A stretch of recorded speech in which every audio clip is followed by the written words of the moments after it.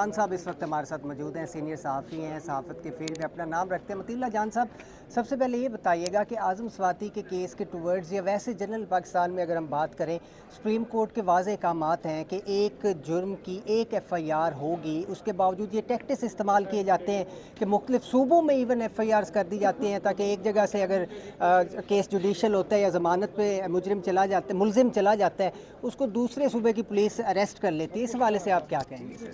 मेरे ख़्याल में कुछ कवानीन ऐसे हैं, जैसा कि डेफेमेशन का कानून है, पीका का कानून है, कि जो शख्स जो भी कंप्लेनेंट कहीं भी बैठ के सोशल मीडिया पे या टेलीविज़न पे या अखबार में कोई अपने ख़िलाफ़ जो है वो कोई ख़बर झूठी ख़बर पढ़ता है, देखता है या सोशल मीडिया पोस्ट पढ़ता है, तो वो जहाँ पे वो मौजूद है वहाँ पे वो मौजूदा कानून के तहत जो है वो मुकदमा दर्ज करा देता है और कंप्लेंट कर देता है। अब उसमें मसला ये होता है कि मैं अगर इस्लामाबाद में हूँ और कराची में कोई मेरी ट्वीट पढ़ता है, तो वहाँ पे वो जब मुकदमा दर्ज कराता है तो मुझे वहाँ का जो पुलिस है या FIA के लोग हैं वो बुलाते हैं, और मैं यहाँ से अगर अपने जहाज़ का किराया ख़र्च करके कराची जाऊँ और वहाँ पे इंक्वायरियाँ भुगतूँ और फिर मुझे कहें अब हफ्ते बाद दोबारा टिकट लेकर आ जाना कराची अपने ख़र्चे पे, और 2-3 इसी दफ़ा मैं अपने टिकट के ख़र्चे करूं और फिर वो कहें कि ठीक है आपके ख़िलाफ़ कोई सबूत नहीं, आप जा सकते हैं, तो मेरा तो काम हो गया ना फिर। तो ये इस कानून को ज़रूर तशरीह होनी चाहिए, और सुप्रीम कोर्ट ने यकीनन ये बात की है कि एक जुर्म में 2 FIR नहीं होनी चाहिए, मगर ये बात कोई जोग्राफियाई पस मंज़र में नहीं की गई थी। उन्होंने वो इस पस मंज़र में की थी कि एक ही शहर में एक वाक़या हुआ है, तो उस पे दो कंप्लेनेंट की FIRें दर्ज नहीं हो सकती। तो जोग्राफियाई जो इबहम मौजूद है उसको दूर करने के लिए ज़रूरी है कि हमारी जो हाई कोर्ट है, जो सुप्रीम कोर्ट है, ये वाज़े करे कि जहाँ पे जुर्म का इर्तिकाब होता है, मतलब जिसने जहाँ पे बैठ के ट्वीट की है जिस शख्स ने, और जहाँ पे वो मौजूद है, या जिस शख्स ने कोई ख़बर ऐसी जहाँ पे बैठ के दी है, उस जगह पे, उस शहर में, उस थाने की हदूद में शिकायत हो सकती है, बाहर नहीं हो सकती। और अगर कोई शहरी दूसरे शहर में, कराची में है, उसका दिल दुखा है, तो कोई ऐसा सिस्टम होना चाहिए कि वो ज़्यादा से ज़्यादा वफाकी हुकूमत को लिखे कि जी आपकी हदूद में ये वाक़या हुआ है तो आप इसके ऊपर एक्शन लें। तो इस इबहम को दूर करना बहुत ज़रूरी है। सर यूजुअली ये होता है कि पुलिस की कस्टडी में जो अरेस्टेड पर्सन है उस पर कोई अटैक नहीं होता वैसे आमतौर पर। इस केस में हम देख रहे हैं कि कहा गया है कि आज़म स्वाति साहब की जान को ख़तरा है, हालांकि वो पुलिस कस्टडी में है। तो ये टैक्टिस क्यों इस्तेमाल किया गया, क्या वाक़ईतन उनकी जान को कोई ख़तरा है सर? इसकी मुख्तलिफ वजूहत होती हैं। देखें, आप कहते हैं कि पुलिस की कस्टडी में हमला नहीं होता, यहाँ पे तो पुलिस मुकाबले भी होते हैं, जो कैदियों को जेल से निकाल के ले जाते हैं और फिर उन्हें मार दिया जाता है, फिर उसकी कोई तहकीक भी नहीं होती।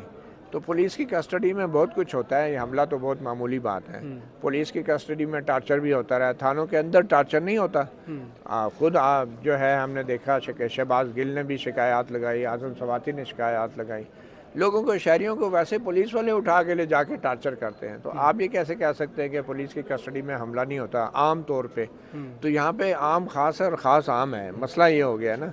तो सर आपको लगता है वाकई थ्रेट था कोई इस तरह का? देखें, थ्रेट पाकिस्तान के अंदर होते भी हैं और नहीं भी होते। थ्रेट तो इमरान खान साहब को भी था और फिर उन पर हमला हो भी गया, ठीक है। तो इस तरह ये कहना बहुत मुश्किल है, क्योंकि आम तौर पे यहाँ पे थ्रेट अलर्ट भी जो जारी किए जाते हैं उसके पीछे भी बड़ी सियासत होती है। हम तो ये तवक्को कर रहे थे कि आज़म स्वाति साहब यहाँ पे आ जाएंगे, वो हमें बताएंगे कि बलूचिस्तान के अंदर उनके साथ क्या हुआ, सिंध के अंदर उनके साथ क्या हुआ, कहाँ कहाँ उनको ले कर गए। मगर लगता ये है कि स्वाति साहब और उनकी पार्टी और जो हुकूमत है, जो इस्तगासा है, उन सब के दरमियान ये अंडरस्टैंडिंग हो गई है कि चीज़ों को कूल डाउन किया जाए और कुछ अरसे बाद ये मामला भी दूसरे मामलात की तरह ठंडा पड़ जाएगा। सर यही मेरा अगला सवाल था कि आज किन वजूहात की बुनियाद पर आज़म स्वाति साहब यहाँ पर पेश नहीं हुए? क्या उनके वकील की तरफ से, इस्तगासा की तरफ से कोई रिक्वेस्ट की गई थी, या फिर हुकूमत ने ये सोचा कि उनको यहाँ पेश ना किया जाए, वीडियो लिंक के ज़रिए से पेश किया? और दूसरा ये है कि आज क्या डेवलपमेंट हुई है फर्दर इस केस में? देखें, आज तो ख़ुद PTI के वकील भी इस बात पे मुत्तफिक थे कि उनको वीडियो लिंक पे ले लिया जाए। तो बेसिकली जो थ्रेट की बात है वो आज़म स्वाति साहब के बच्चे की तरफ से ये शिकायत थी कि उनकी जान को ख़तरा है, तो उनको पेश ना किया जाए। तो और दूसरी बात ये है कि आज वीडियो लिंक के ज़रिए जज साहब ने भी आज़म स्वाति से बात की, आज़म स्वाति साहब के वकला ने भी बात की, और फिर ये तय पाया कि अब मज़ीद जुडिशल रिमांड पे उनका 14 दिन के लिए एक्सटेंड कर दिया गया है। और जो तफ्तीशी अफसर थे वो उन्होंने अभी तक चालान नहीं जमा कराया था, तो जज साहब ने उनको भी नोटिस जारी किया है और कहा है कि अगली तारीख पे अगर चालान जमा ना हुआ तो फिर उनकी तनख्वाह भी रोक ली जाएगी। मालूम नहीं पुलिस वालों की तनख्वाह रोकने की धमकी उन पर कोई असर करती है या नहीं, लेकिन ये है कि ये आज जज साहब ने उनसे ज़रूर कहा है कि अगली तारीख तक चालान भी पेश किया जाए। सर आखिरी सवाल ये, सोशल मीडिया पर एक जो है आपकी वीडियो चली थी जिसमें शिबली फराज साहब जो है वो बहुत ज़्यादा गुस्से हुए थे आपके सवाल पर, क्या माजरा था, वो क्यों इतना गुस्सा हो गया? वो आपने वीडियो अगर देखी है तो फिर मुझसे क्यों पूछ रहे हैं आप? सर लेकिन वो तो कह रहे थे सब कि कुछ आप तो सवाल वीडियो में ऐसे है, करते हैं वो कि सब कुछ जो है वो अजीब तरह के सवाल सवाल करते हैं आपके सवाल पर एतराज़ात किए जा रहे थे। नहीं, सवाल तो आमियाना नहीं होता, जवाब आमियाना होता है। मतीउल्लाह जान साहब की ये खूबी है कि वो पार्टी बनकर सवाल नहीं करते, वो एक मोतदिल सवाल करते हैं, उस पर अक्सर लोग फिर इस तरह का रिएक्ट करते हैं। बहरहाल ये गलत है, हम समझते हैं कि मतीउल्लाह जान साहब हमारे सीनियर सहाफ़ी हैं। ये चीज़ नहीं है कि वो बर्दाश्त कर सके टॉलरेट नहीं करते। अगर इख्तलाफ आपसे या फिर ऐसा कोई सवाल खरा सवाल अगर आपसे किया जाता है, क्यों बर्दाश्त करने की उनमें सख्त नहीं होती?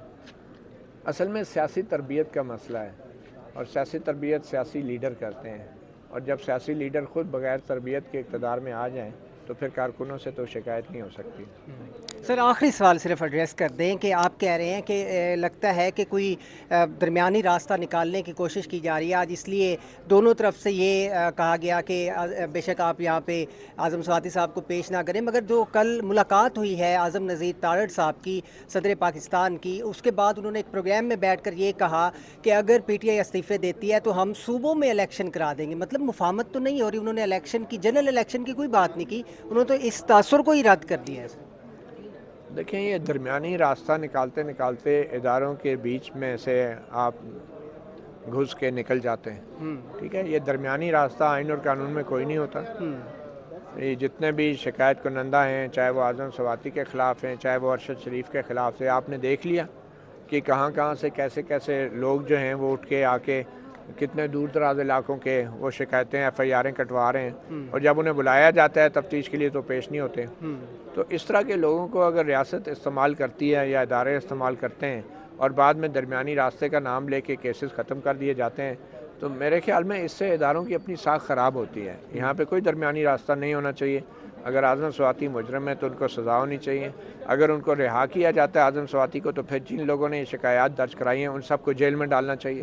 ये कोई तरीका तो नहीं है कि रियासत जो है वो शहरियों को इस्तेमाल करके दरख्वास्तें डलवाए और बाद में जब वो केस में कुछ भी साबित ना कर सकें तो दरमियानी रास्ता निकाल के जो है रियासत भी साइड पे हो जाए और मुजरम भी साइड पे हो जाए। ये नहीं उनका पैसा लगता है। जर्नलिस्ट, आपको क्या लगता है खान साहब इस वक्त काफ़ी बैकफुट पर चले गए, खुसूसन लॉन्ग मार्च के बाद, तो क्या कोई दरमियानी रास्ता या फिर वो उनको कोई स्पेस दी जा सकती है, और क्या उनका सियासी मुस्तकबिल क्या देख रहे हैं खान साहब का?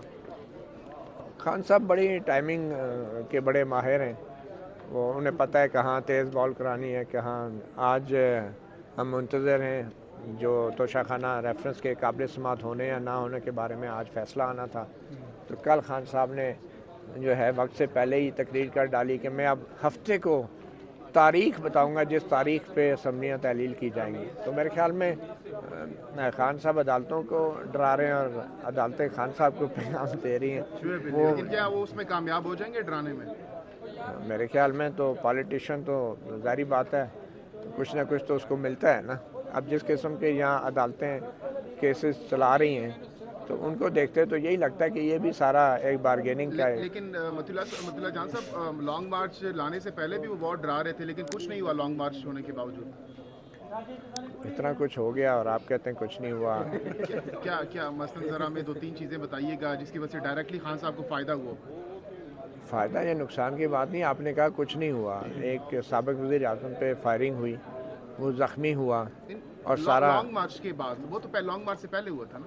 नहीं, लॉन्ग मार्च के दौरान ही हुआ है ना। तो ये नहीं, लॉन्ग मार्च जब यहाँ पर पहुँचा, यहाँ पर बाकायदा जी लेकिन ना लॉन्ग मार्च के दौरान इतना कुछ हो गया और उन्होंने फिर ऑब्वियसली अपनी हिकमत अमली भी तब्दील कर दी और इस्लामाबाद के जो पिंडी चले गए। तो मेरे ख्याल में सियासत में यही बदकिस्मती है कि जो इदारे हैं वो पहले तो मुदाखलत करते हैं और फिर बीच में आके कहते हैं कि अब हमने फ़ैसला कर लिया है कि हम मुदाखलत नहीं करेंगे। जब तक इदारे इस तरह के फ़ैसले आइन की बजाय ख़ुद ही करते रहेंगे और बरमला ऐलान करते रहेंगे बग़ैर किसी अफसोस या बग़ैर किसी नदामत के, तो फिर ये फ़ैसले तो नहीं होते ना, ये तो फिर मर्ज़ी होती है। मेरी मुदाखलत मेरी मर्ज़ी वाली बात है कि मैंने फ़लाँ तारीख से सियासत से हम हट गए थे, फ़लाँ तारीख से सियासत में आ गए हैं। तो जब तक ये चीज़ चलती रहेगी तो इमरान खान साहब जैसे सियासतदान जो हैं वो भी फिर उनके साथ भाव-ताव तो करते ही रहेंगे ना फिर। Thank you so much sir.